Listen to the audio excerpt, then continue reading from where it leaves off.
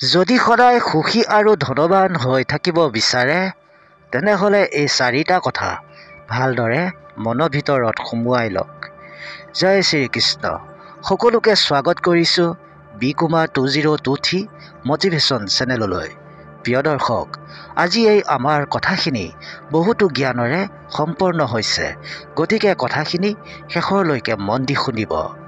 মই বিশ্বাস দিব বিচাৰিছোঁ এই কথা দ্বাৰাই আপোনাৰ জীৱনত এটা ভাল শিক্ষা লাভ কৰিব। তেনেহ'লে আহক দেৰি নকৰি কাহিনীটোৰ মাজলৈ সোমাই যাওঁ। কিচিৰি নামে এখন নগৰত এহাল নিৰ্ধন পতি-পত্নী আছিল। কিবা সংযোগত তিনিজন সাধু একেলগে তেওঁলোকৰ ঘৰত আহিল। আহি ঘৰৰ মুখত মাত লগালে। তেতিয়া সেই মহিলাজনী ঘৰৰ বাহিৰলৈ ওলাই আহিল আৰু দেখিলে ঘৰৰ সন্মুখত তিনিজন সাধু উপস্থিত হৈ আছে। তেতিয়া মহিলাজনীয়ে সুধিলে, মই আপোনালোকক চিনি নাপাওঁ, কওক কি কামৰ কাৰণে আপোনালোক আহিছে? তেতিয়া বাহিৰত ৰখি থকা সাধুকেইজনে ক'লে, আমি আপোনাৰ গৃহত ভোজন কৰিব আহিছোঁ। নিৰ্ধন মহিলাজনীয়ে ক'লে, আপোনালোক ঘৰৰ ভিতৰলৈ আহক, মই আপোনালোকৰ কাৰণে ভোজন তৈয়াৰ কৰোঁ। তেনেতে সেই সাধুকেইজনৰ মাজৰে এজন সন্তই সুধিলে, হে দেৱী, এই সময়ত তোমাৰ প্ৰতিদেৱ গৃহত আছেনে নাই? মহিলাজনীয়ে ক'লে, নাই, তেওঁ অলপ সময়ৰ বাবে বাহিৰলৈ কিবা কামত ওলাই গৈছে, ক্ষন্তেক সময়ৰ ভিতৰতেই আহি পাবহি। তেতিয়া তিনিজন সাধুৱে ক'লে, পুত্ৰী, তেনেহ'লে আমি তোমাৰ গৃহত প্ৰৱেশ কৰিব নোৱাৰিম। আমি তোমাৰ ঘৰৰ কাষতেই অলপ ৰখিম, লাগিলে তোমাৰ পতিদেৱ আহিলে আমাক মাতি দিবা। প্ৰিয় দৰ্শক, এইদৰে তিনিও সন্ত সেই নিৰ্ধন মহিলা ঘৰৰ কাষতেই বহি আছিল। অলপ সময়ৰ পিছত যেতিয়া মহিলাজনী স্বামী আহি পালে, তেতিয়া সেই সাধুকেইজনৰ কথা নিজৰ স্বামীৰ আগত ক'লে।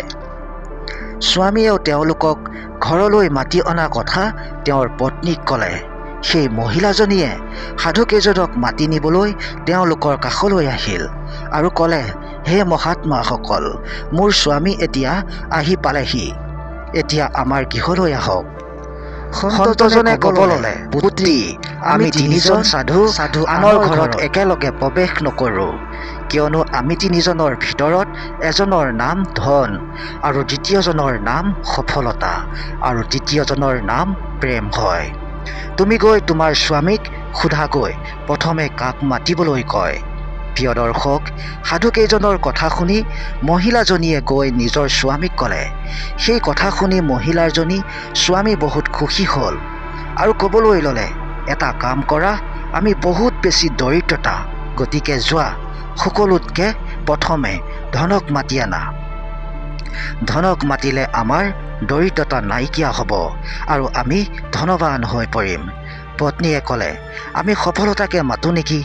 যি আহিলে যিকোনো ক্ষেত্ৰতে আমি সফলতা লাভ কৰিব পাৰিম, তেতিয়া আমি ধনৱানো হ'ম। গিৰিয়েকে ক'ব ল'লে, কথাটো তুমি ঠিকেই কৈছা, কিন্তু সফলতাৰ কাৰণে মেহনত কৰিব লাগিব আৰু বিনা পৰিশ্ৰমত সফলতা পোৱা নাযায়। সেইকাৰণে সকলোতকৈ প্ৰথমে ধনকে মাতি অনাগৈ যোৱা।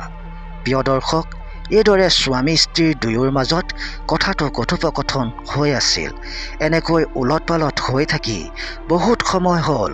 শেষত মহিলাজনীয়ে ক'লে, ঠিকেই আছে, সেই সাধুকেইজনকেই গৈ সোধোঁ, সফলতা আৰু ধন প্ৰথমে কোন আগতে আহে।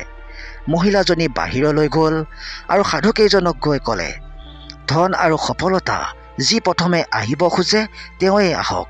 মহিলাজনী কথা শুনি সাধুকেইজনে ইজনে সিজনৰ মুখলৈ চাই একো নকৈ আঁতৰি যাবলৈ ধৰিলে।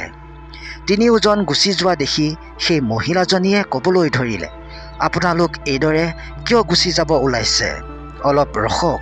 সাধুকেইজনে ক'লে, পুত্ৰী, আমি এইদৰে তিনিও প্ৰত্যেক ঘৰতে প্ৰৱেশ কৰিবলৈ এইদৰে সুধি ফুৰোঁ। যি ব্যক্তিয়ে লালচ অৰ্থাৎ লোভ কৰি ধন আৰু সফলতাক মাতে, আমি সেইখন ঘৰৰ পৰা আঁতৰি আহোঁ, আৰু যিখন ঘৰত প্ৰেম বাস কৰাটো বিচাৰে সেইখন ঘৰত আমি নিজেই থাকি যাওঁ। সেইকাৰণে কোৱা হয়, যিখন ঘৰত প্ৰেম থাকে সেইখন ঘৰত ধন আৰু সফলতা অৱশ্যই থাকে। লোভ কৰাজনক আপুনি সোণৰ পাহাৰ দি দিলেও তথাপিতো সেইজনক কোনো প্ৰকাৰে সুখী কৰিব নোৱাৰে। য'ত প্ৰেম নাথাকে তাত ধন লৈ কি কৰিব? প্ৰেমৰ অবিহনে ধনৰ কোনো মূল্য নাথাকে।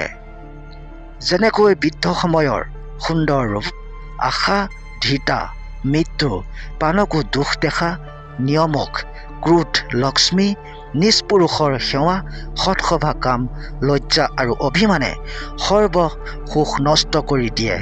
এইদৰে য'ত নিজৰ ভিতৰতে কাজিয়া হয় তাত সফলতা আৰু ধন কেতিয়াও নহয়। কোৱা হয় শুভ কৰ্মত লক্ষ্মী উৎপত্তি হয়। ধন আৰু সফলতাৰ কাৰণে আমি এই 8টা কাম ত্যাগ কৰিব লাগে। প্ৰথমে মদ খোৱা, 2 নম্বৰত কাজিয়া কৰা, 3 নম্বৰত সমাজৰ লগত বেৰ বন্ধা আৰু 4 নম্বৰত পতি পত্নীৰ মাজত ভেদ ৰখা, 5 নম্বৰত কুটুম্বৰ লগত ভেদ ৰখা আৰু 6 নম্বৰত ৰজাৰ লগত ভেদ ৰখা, 7 নম্বৰত স্ত্ৰী আৰু পুৰুষৰ মাজত কাজিয়া লগা বা বিবাদ কৰা, 8 নম্বৰত বেয়া ৰাস্তা। এইসমূহ ত্যাগ কৰা গৃহত ধনৰ অভাৱ নহয় আৰু সফলতাৰ লাভ কৰে। প্ৰিয় দৰ্শক, আজিৰ কাহিনীটো কথাখিনি শুনি কেনে পালে কমেণ্টত জনাব আৰু ভিডিঅ'টো এটা লাইক কৰি ভিডিঅ'টো শ্বেয়াৰ কৰি দিব বুলি আশা কৰিলোঁ।